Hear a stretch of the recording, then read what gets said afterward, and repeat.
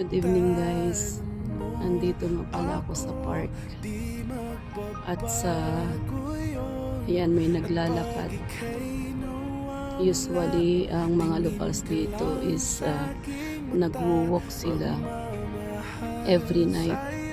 Kasi nga, sobrang init during daytime. So, people must prefer to walk at night. At katulad ko, kahit nandoon ako sa loob ng bahay, mas maganda din dito sa park kasi maaliwalas. Nandito ako sa ilalim ng puno. Yan. Saka yan. Yung mga nasa park. Ayan. So,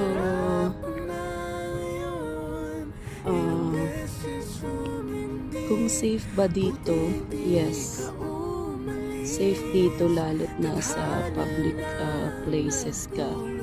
Katulad ng park. Kasi ang batas nila dito mahigpit. Kahit nga lumapit ka sa, let's say for example, yung mga lalaki,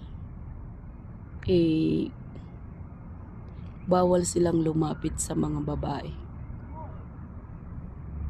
At kailangang pag nasa park ka talagang nakasuot ka ng makeup at saka abaya.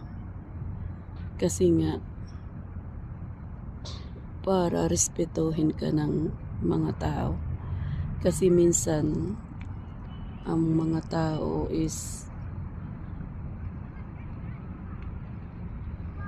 nag-iisip din sila kung anong ginagawa mo sa park.